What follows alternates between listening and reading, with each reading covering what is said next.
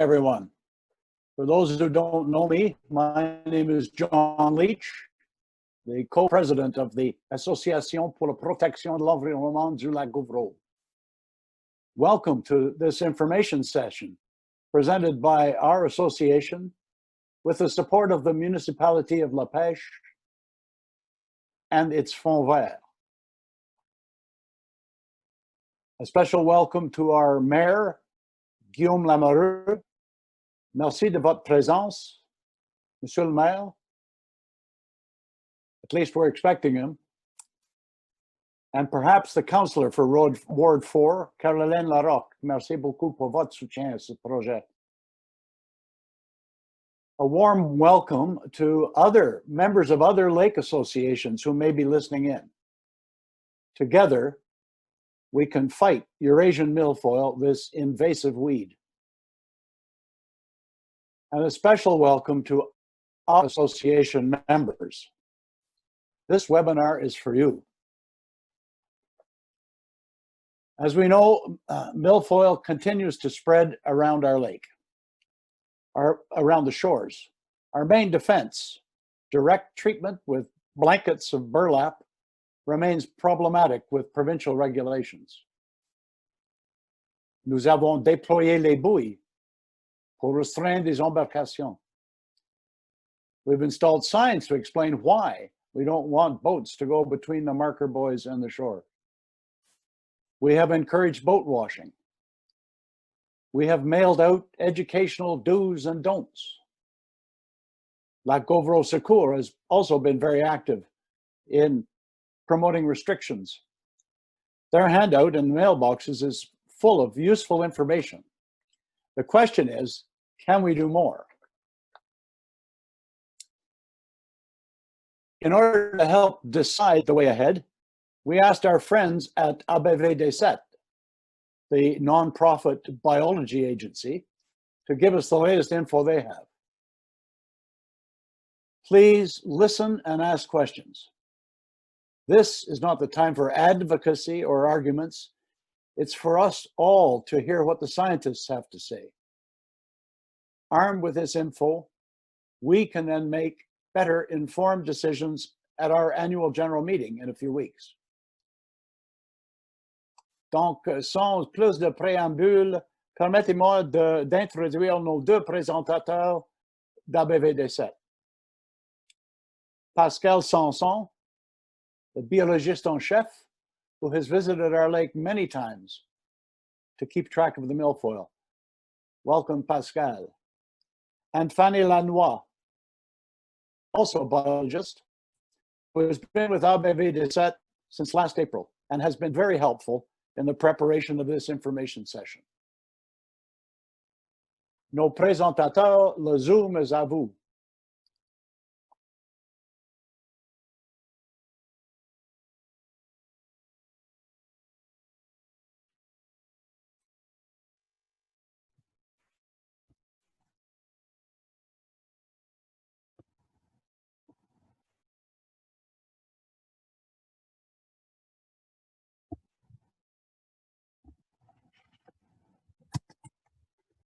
Est-ce que tu nous entends? Oui, Pascal.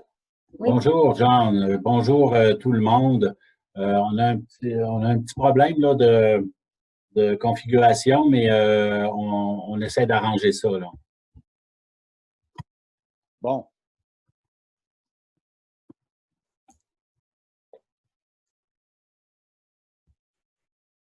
For those of you who didn't get that was Pascal Sanson, one of our presenters. He's trying to get his technical stuff together. Aha! We can now see your screen, Pascal. OK, c'est parfait. Nous autres aussi, on devrait pouvoir être bon. OK, super. Bon, bien, on va commencer. Donc, c'est ça, Pascal Sanson s'est présenté. So, I'm Fanny Lanois from the ABV-17. I'm going to be presenting the part in English, and Pascal is going to present the part in French.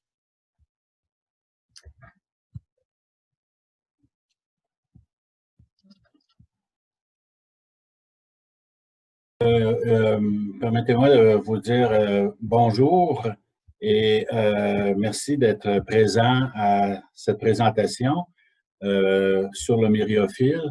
On va essayer de démystifier un petit peu cette plante qui a envahi le lac Gauvreau et puis ça nous fera plaisir de répondre à vos questions suite à la présentation. Alors, est-ce que tout le monde voit bien la présentation? Oui, on le voit, Pascal, mais je recommande que ça soit dans la formule screen show, parce qu'on voit les marges aussi. Oui, on ne peut pas partager notre écran, donc c'est l'écran qui est... Ah, on voit, là, ça fonctionne. OK, super. OK. Donc, on va le partager d'ici, ça va aller mieux.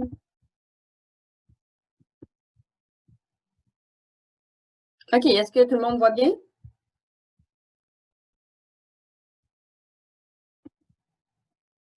Voilà. OK, super. Parfait. Alors, allons-y. Donc, notre présentation va se dérouler comme suit. On va parler de la biologie du myriophylle haipi et de ses impacts sur l'environnement, son origine et qu'est-ce que c'est exactement. On va parler également du cas spécifique du lac Gauvreau, aux prises avec le myriophylle, les impacts sur les activités récréatives et la propriété foncière.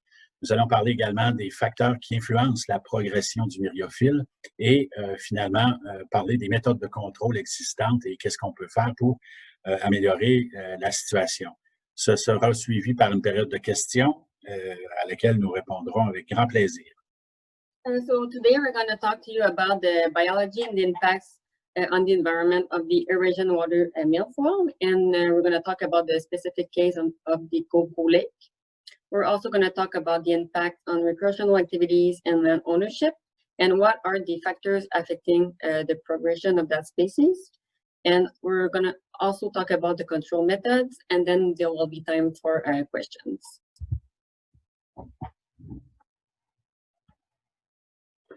Alors, pour commencer, qu'est-ce que c'est le myriophylle en épi? C'est une plante qu'on dit exotique envahissante. Qu'est-ce que c'est une plante exotique envahissante? C'est que c'est une plante qui vient de l'extérieur, et dans ce cas-ci, elle vient d'Eurasie.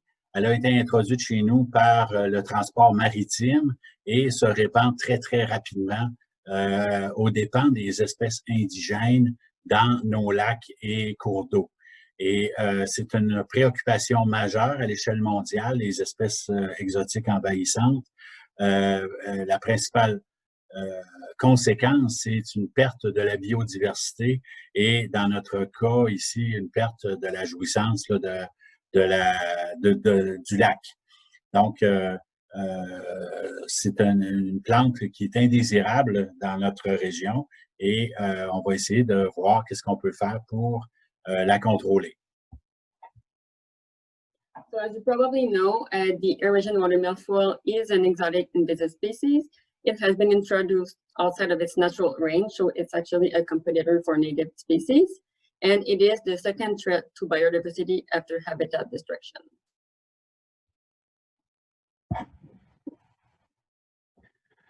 Alors, le myriophylle, c'est une plante donc introduite et elle est assez facile à reconnaître puisqu'elle se présente sous forme de tiges feuillues avec ce qu'on appelle des verticilles, donc quatre feuilles qui s'étendent et qui se divisent elles-mêmes en 4 et 14 petits folioles. Elle ressemble beaucoup au myriophylle indigène qui pousse ici, que l'on appelle le myriophylle de Sibérie, et qui, lui, est plus petit et moins fourni que le myriophylle en épi. And so the Eurasian water milfoil is a plant from Europe, Asia, and North Africa. It's really important to not confuse it with native species like the northern water milfoil. As you can see in the pictures on the left, you can see that the native species has less pairs of leaflets per leaf, so it looks less dense compared to the picture on the right, which is the invasive species. It looks really more dense.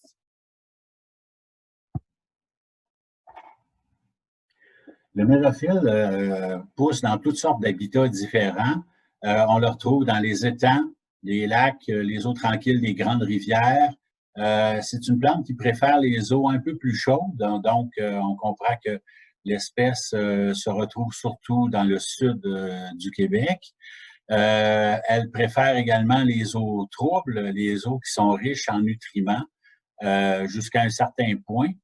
Parce que c'est une plante qui a besoin de beaucoup de soleil pour croître. Alors, elle exige donc des eaux peu profondes. On la retrouve principalement dans des profondeurs comprises entre un demi-mètre à 4,5 mètres, mais parfois ça peut être plus si l'eau est très claire. On la retrouve également dans les rivières artificielles. Il y a une préférence aussi pour les eaux alcalines, donc c'est le cas des lacs de notre région.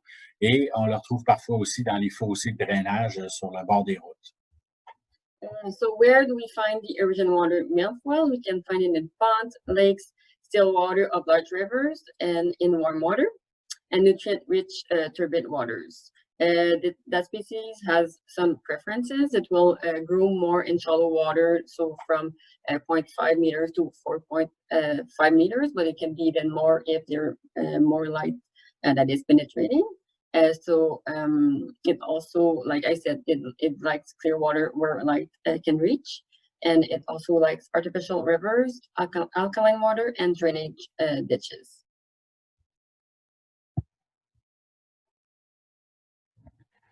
Alors, le mérophile à épi se reconnaît grâce à une tige qui est très souple, qui se casse facilement, une tige pâle, richement garnie de feuilles qui elles-mêmes sont divisées en folioles. Les tiges sont flottantes ou submergées, la plupart du temps submergées sous l'eau, donc, et à l'extrémité de la tige forme un épi floral qui émerge au-dessus de l'eau, qui est facile à reconnaître, surtout à partir du mois d'août à la surface. Et c'est cet épi qui est la fleur de la plante principale, mais la fleur n'est pas un organe de reproduction important dans la répartition du myriophile. So here on the picture on the bottom, you can see the stem. So it's a submerged or floating stem. You can recognize it, especially during August. It will be out of the water and it will be pale and with flowers. It can propagate with these flowers, but it's not one of the main propagation mode. And on the picture more up, you can see how dense the water milfoil looks. Alors, ça, on a ici un exemple d'un herbier qu'on dit monospécifique de myriophile. On peut voir à quel point parfois cette plante-là pousse de façon très dense et très concentrée. On la reconnaît facilement avec la tige qui est très pâle et puis son aspect extrêmement dense, feuillu. Et ces tiges-là peuvent atteindre parfois plusieurs mètres de long. Dépendamment de la profondeur de l'eau. So here you can see the picture. It's an example of a monospecific bed of Eurasian water milfoil, meaning that there's more than 80% of Eurasian water milfoil in the bed. So you can see how dense it is. You can see that the stem is more pale, and it can actually be really a few meters long, depending how deep the water is.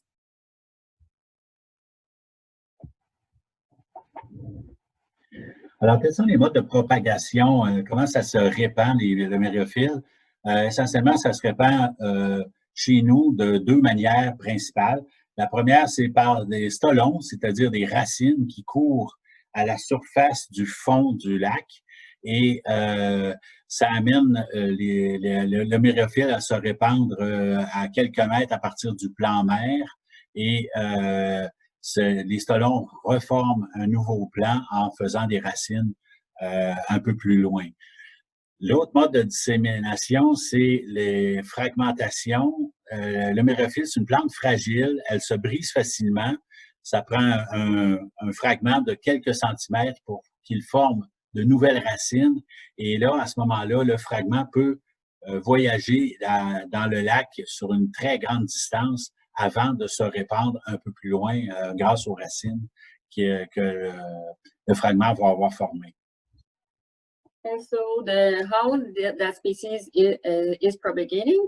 So one is with the stolon. So stolon are like roots. So they will grow a bit far every year and they can propagate this way. However, the big problem is when they are creating fragments. So it's a really fragile plant. So only a small fragment can establish at the bottom of the lake after only a few hours and can start to grow. And with the movement of the boats, only a small fragment is needed on a boat to propagate that species in the lake.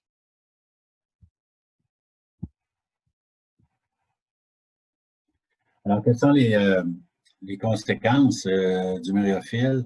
La conséquence principale, c'est la perte de biodiversité. Quand on parle de perte de biodiversité, on parle de la perte des plantes aquatiques qui sont natives, qui sont là naturellement, mais aussi tout l'aspect des poissons, des mollusques qui vivent dans les lacs. Le myriophylle est tellement dense que toutes ces espèces-là se trouvent affectées et jusqu'à un certain point peuvent disparaître. Donc, l'autre conséquence, c'est que le myriophylle accélère l'eutrophisation de la masse d'eau, et c'est-à-dire le vieillissement du lac. Et ça, évidemment, ça modifie tous les paramètres chimiques et physiques de l'eau, la couleur, la transparence. On parle aussi des odeurs, on parle de la qualité de l'eau. Ça modifie, comme je dis, la structure des communautés de poissons, ça crée des habitats inadéquats pour la reproduction. Carrément, ça élimine les habitats où les poissons peuvent se reproduire. La qualité de l'eau est également affectée par le goût, c'est un mauvais goût, et les odeurs aussi qui sont persistantes. Ça produit des substances potentiellement toxiques pour la consommation humaine. Donc, là où il y a du myriophylle, boire de l'eau, c'est pas recommandé. Réduit également les prises d'eau en bouchant les tuyaux et les canaux d'irrigation. Ça interfère également dans la régulation, la conduite, le contrôle des rejets des eaux d'égout et des eaux à la sortie du lac. Et finalement, les herbiers denses de myriophylle, étant donné que l'eau a tendance à se réchauffer et contient des substances toxiques, mais ça entretient également des bactéries et des virus susceptibles de donner des maladies, donc pathogènes. And so how the erosion water milfoil is affecting the environment? So it's affecting the ecosystem. It creates a big loss of biodiversity because it's a competition for native species, for flora and fauna. It also accelerates the eutrophication of a lake and will change the physical and chemical parameters, like, for example, dissolved oxygen. It's also changing the structure of the fish community because it creates inadequate habitats for the reproduction. It can really affect their spawning sites. That species also have effects on the water quality and quantity. It can create weird like taste and smell in drinking water supplies. And they can also produce substances that can be toxic for humans if it's consumed. It can also create problems where there's water intake and then the discharges because there's a lot of organic material that is accumulated. And also dense beds of that species is supporting pathogenic bacteria and viruses, which can cause health problems for humans too. Alors, plus spécifiquement, au lac Gauveau, comment ça se présente? On a dressé en 2018 la carte de la répartition des herbiers aquatiques et en particulier les herbiers de myriophiles en épi. Et on remarque quand même qu'il y a une certaine superficie du lac qui est couverte par cette plante indésirable, particulièrement au sud du lac et dans le fond des baies, leur endroit où que ces plantes-là vont choisir pour s'établir parce que ça correspond aux zones les moins profondes du lac. Alors, on peut voir que le myriophylle est réparti sur presque tout le parcours du lac et que cette tendance-là se poursuit encore aujourd'hui. So here, as you can see on the map, in the colors is where there is Eurasian water milfoil. You can see that it's all around the lake. The red is where it's mostly Eurasian water milfoil. The orange is where it's a mix with indigenous species. And the green is where it's mostly indigenous species, but there is still Eurasian water milfoil. So it's really shallow around the lake, so that's why there is a lot of that species. Alors, dans le cas du lac Ovreau, le myriophylle à épi se retrouve préférablement entre 1 demi-mètre et 3 mètres de profondeur, parfois plus. Le myriophylle préfère un sol qui est semi-organique, semi-minéral, donc silteux. Il y a 7,3% de la superficie du lac qui est occupée par des herbiers monospécifiques de myriophylle à épi. Et c'est donc une superficie assez importante comparativement à d'autres lacs. Il y a 13,4% de la superficie du lac qui sont constitués d'herbiers contenant du myriophylle à épi, donc susceptibles de devenir monospécifiques à court ou à moyen terme.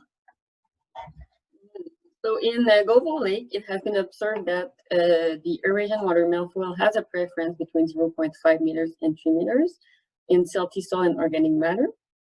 Also in the 2018 characterization, it has been observed that 7.3% of the surface area of the lake has monospecific beds of that species. So that means beds that have more than 80% of Eurasian water milfoil. And 13.4% of the surface of the lake has beds containing Eurasian water milfoil. And even if it's beds that have like more indigenous species, they can become more and more monospecific eventually.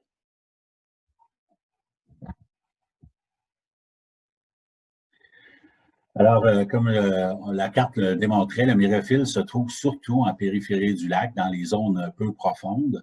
On a remarqué que la propagation est en augmentation d'année en année, surtout que j'ai conduit une étude similaire en 2015 et seulement 3 ans après, le myriophylle était beaucoup plus étendu.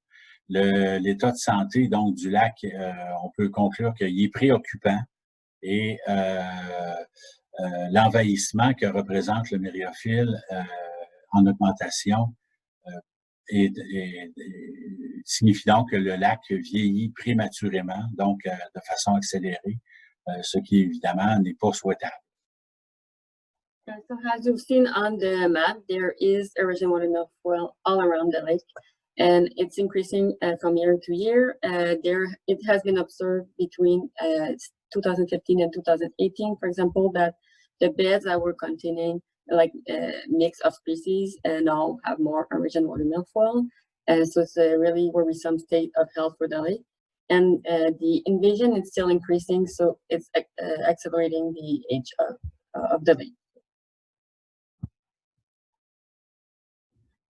Alors, le lac Ovreau, toujours à une profondeur moyenne d'environ 7,2 mètres, ce qui est pour la superficie une faible profondeur moyenne. Donc, c'est un lac qui est propice à l'établissement du myriophylle.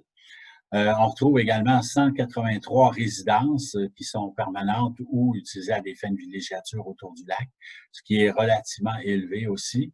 Et cet été, il y a eu une surveillance et on a démontré qu'il y avait environ 64 bateaux à moteur et 4 motos marines qui circulent sur le lac cet été. And so the average depth of the Govo Lake is 7.2 meters, which is shallow. So that's why it's suitable for the Eurasian water milfoil to grow. And there is also around 183 residences around the lake, which is number two. It's kind of a big number for a lake that is close to 0.9 square kilometers.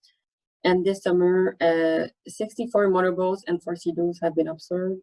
So it's still, again, a number to think about, considering the size of the lake. Alors, cette carte montre la profondeur moyenne là, du lac Gauvreau. On remarque que toutes les zones bleues sont les zones peu profondes et donc susceptibles à l'établissement du myriaphile AIP. Les zones plus pâles sont les endroits les plus profonds du lac, la fosse se trouvant un peu plus à l'est du lac, avec une profondeur maximale de 23,5 mètres.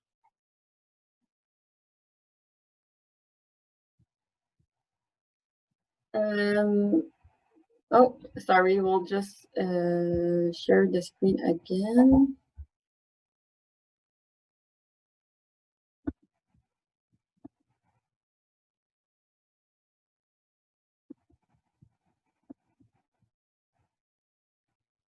Can everybody see properly the screen now? Le seul problème, Fanny, c'est qu'on voit le diapositive suivant aussi. Donc, le diapositive principal n'est pas assez large. Est-ce que c'est possible de changer ça ou est-ce qu'il faut qu'on continue avec ce qu'on a? On va essayer, on va essayer, John.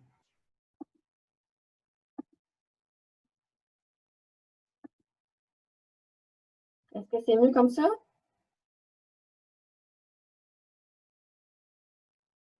Ça, c'est beau, ça. That's good, Okay. much better.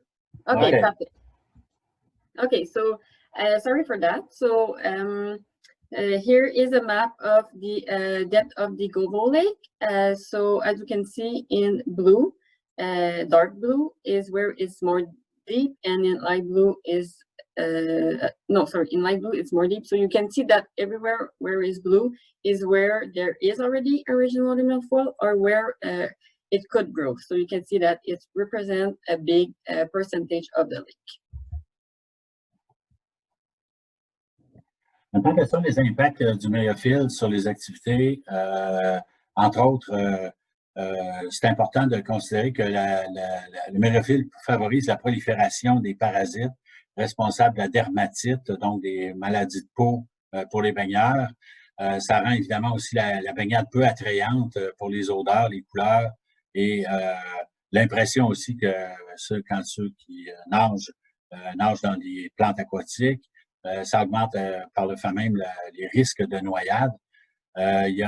On note également une perte significative de la capacité de pêche. Les rendements de pêche diminuent donc beaucoup quand le myriaphile s'établit principalement dans les zones peu profondes. Ça perturbe également les activités nautiques parce que, évidemment, on ne peut pas circuler sur les herbiers et puis les plantes se prennent dans les hélices. Réduit l'esthétique également, ça cause des mauvaises odeurs. Donc, toutes ces activités-là ont pour principale conséquence économique de diminuer la valeur de la propriété foncière riveraine et on a calculé que ça pouvait aller jusqu'à 20% de diminution. So what are the impacts of the Eurasian water milfoil on recreational activities? Well, it promotes the proliferation of parasites that are responsible for dermatitis, and it's also really inviting for swimming. It actually increases the risk of drowning because of all the plants. There are a lot of plants. It also creates a loss of fishing capacity, like we said earlier, because it's impacting fish habitat. and it disrupts boating activity and boat traffic, and it can also create bad smells, so it's not really aesthetic. Also, it's important to consider the economy side.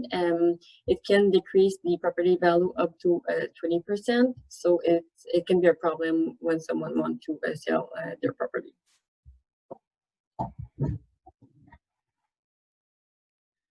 Alors, quels sont les facteurs qui affectent la progression du myriaphile? Principalement, dans le cas du lac Gauvreau, c'est la circulation motorisée, donc les bateaux qui circulent sur les herbiers et qui fragmentent, endommagent le myriaphile qui se répand d'un endroit à l'autre.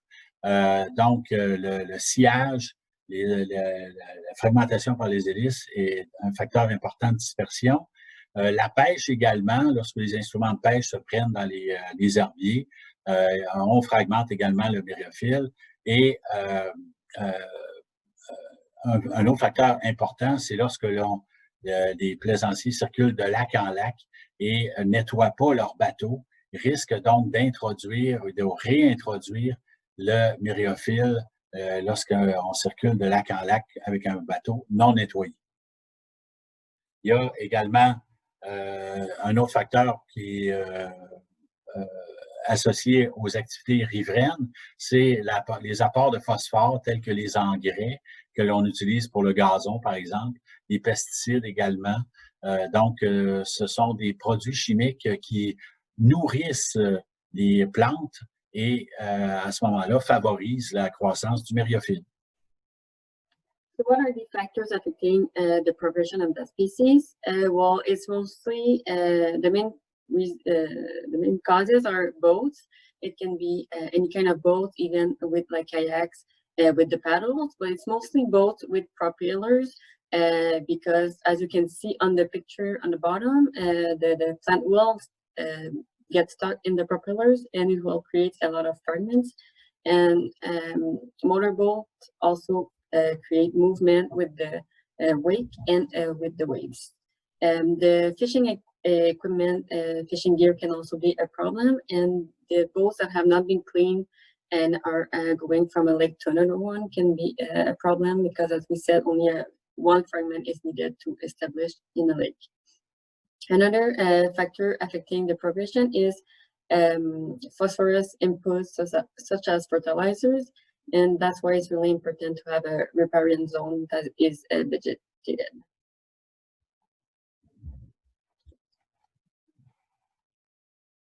Alors, quelles sont les méthodes de contrôle qu'on a utilisées, entre autres au lac Gauvreau, et puis qu'on utilise ailleurs également? Essentiellement, c'est l'éducation qui est le meilleur moyen de réduire la propagation du myriaphile. Et ça se fait sous forme de pamphlets, donc de brochures de sensibilisation. On utilise également des bouées pour signifier aux gens de ne pas circuler sur les herbiers. Ces bouées-là sont munies aussi de panneaux de signalisation qui demandent aux gens de ne pas circuler sur les herbiers. Il y a des bannières également qui peuvent être utilisées dans les principaux accès au lac. Et lorsqu'il y a des événements comme des tournois de pêche ou des festivals, on peut sensibiliser les gens aux bonnes pratiques grâce à un kiosque d'information sur le myriaphile. On peut également écrire des articles dans les journaux, dans les médias également, les médias sociaux, sur le myriaphile et sensibiliser les gens comme ça.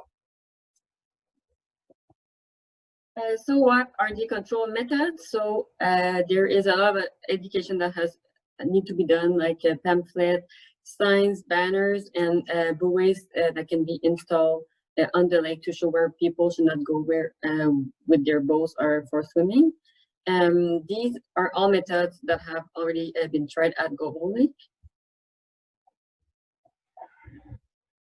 Une méthode très importante qui évite la contamination de lac en lac, c'est le lavage des bateaux. Et il existe différentes stations de lavage de bateaux. Il y en a qui peuvent être portables, Donc, ils peuvent se déplacer sur les rampes d'embarquement. Et d'autres qui peuvent être fixes, c'est-à-dire qui sont là en permanence, qu'on peut retrouver soit proches des rampes d'embarquement ou encore, ça peut être dans les campings ou des endroits où il y a souvent des arrivées de départ de bateaux. On demande également de bien ramasser les boutures, de les disposer hors de la bande riveraine pour pas que s'il pleut, ben, que les boutures reviennent dans le lac par le ruissellement.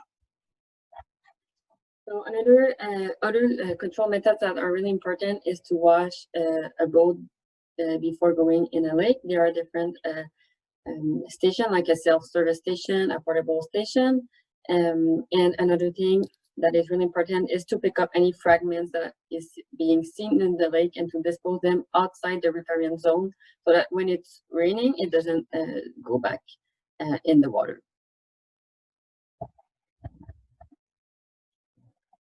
Une autre méthode de contrôle qui, elle, on fait quand même ses preuves, c'est l'utilisation de toiles de jute que l'on dépose sur les herbiers de myriophylle à épi et qui étouffent la plante tout en laissant les plantes indigènes de repousser par elles-mêmes par la suite. Donc, beaucoup d'avantages sur cette toile qui est biodégradable, qui laisse passer la végétation indigène. Ça permet de retrouver l'habitat naturel d'origine. Donc, on restitue l'habitat naturel après l'invasion du myriophylle. Et puis, c'est quand même une bonne méthode, mais elle a quand même certains désavantages. C'est coûteux, ça demande beaucoup en main-d'œuvre également. Ça ne permet pas d'éradiquer complètement le myriophylle, mais ça permet de le contrôler. Et puis, cette opération-là, elle nécessite l'obtention de certificats d'autorisation de différents ministères pour pouvoir poser cette toile-là. Les résultats à date qu'on a effectués sur plusieurs lacs dans la région sont donc partiels pour le moment et ça reste quand même encore à l'état expérimental. Another control method is the installation of burlap at the bottom of the lake to control the erosion water milfoil. So the advantages of that method is that the burlap is biodegradable. It allows native vegetation to pass through, even though the erosion water milfoil can't, and it returns the lake to its original natural habitat. But there are also disadvantages with that method, is that it's really expensive. It's not possible to eradicate the erosion water milfoil from a lake. It's really significant labor. You need to have authorization certificates from different ministry, and there are still experiments to be made. It's only a partial results right now, but there's not a perfect method yet. Alors, un exemple de pose de toile de jute qui a été fait au lac Pimichangan, dans la vallée de la Gatineau. Alors, on a déposé des toiles de jute en 2012 et on remarque que presque l'année suivante, en 2012, on a posé les toiles en 2011. En 2012, tout de suite, les plantes indigènes ont commencé à repousser au travers de la toile, mais le myriophylle avait disparu. Alors, ces deux photos illustrent un petit peu la reprise de la végétation naturelle qu'on trouve dans ce lac-là. So here is an example of burlap that has been installed at Pimichangan Lake. So this is 1 year after it has been installed. And you can see that there is native vegetation going through, but the erosion water milfoil is not growing. Alors, la toile de jute se dégrade au bout de 3 à 5 ans. Et donc, seulement 3 ans après la pose de la toile de jute, on voit que la toile, elle s'est beaucoup déchirée, beaucoup fragmentée, elle se décompose et on remarque que la végétation qui avait disparu, finalement, est revenue. C'est une végétation naturelle composée de potamo et d'autres espèces qui étaient naturellement présentes dans le lac avant la pose de la toile. So here is a photo of 3 years after the burlap installation. So you can see that it has decomposed, that there are more native vegetation that is growing, and that vegetation was its species that were there before, and there is also then a fauna species that are starting to come. Alors, d'autres méthodes de contrôle, c'est évidemment comme un des principaux modes de propagation, c'est la circulation par les embarcations motorisées. Donc, ce serait d'envisager peut-être de réduire cette circulation-là et puis d'éviter les zones où on retrouve du myriophile. Et puis, la diminution de la vitesse également, puisque les bateaux produisent des vagues et les vagues sont susceptibles de briser le myriophile. Tout ce qui concerne la gestion de la circulation par embarcation est sous la juridiction de Transport Canada, donc de juridiction fédérale. Et donc, il faut transiger avec eux autres pour pouvoir réglementer, si on le veut, la circulation motorisée sur le lac. Les avantages, évidemment, globalement, on constate une amélioration de la santé du lac. Il y a moins de propagation également par la fragmentation. Il y a plus de place pour les activités nautiques, comme pour les activités nautiques de récréation douce, le canot, le kayak, par exemple. Mais il y a moins de risque pour la valeur foncière des propriétés, puisqu'il y a, évidemment, s'il y a moins de dommages causés par le myriophile, la valeur foncière reste intacte. Également, la réduction de circulation motorisée augmente les chances que les autres mesures de contrôle fonctionnent bien et finalement, on peut arriver à contrôler le myriophile de façon acceptable. Le désavantage, c'est que lorsqu'on aborde ces questions-là, c'est un long processus. Les autorisations sont longues à obtenir. Il y a beaucoup d'argumentation à avoir. Et ça implique à moyen terme des changements dans les habitudes de vie, dans les activités que l'on fait autour du lac. So as we said, the big problem is the fragmentation. So that's why one of the control methods, it can be the decrease of boat circulation on the lake and or the decrease of the speed. So when there is a recommendation of if someone wants to create a regulation for a lake, it needs to pass through Transport Canada. It's through a whole process. So what are the advantages of going through that process and creating a recommendation is that it will improve the lake health. There will be less propagation and more place for other nautical activities. And there will also be less risk of losing property values because there will be less propagation of the species. It's also increasing the chances of the controls working. So if you want to install burlap, there will be less movement in the water. So is more chance that it will work. And there will also be less nuisance from excessive noise and waves. What are the disadvantages is that it's a really long process and it creates changes in some activities. So people need to get used to that. Right now, so Gove Saco is working in collaboration with the municipality of La Pêche to see what is the best solution for the health of the lake. And they will go through that process. So we know what are the problems and now what are the next steps to improve the health of the lake.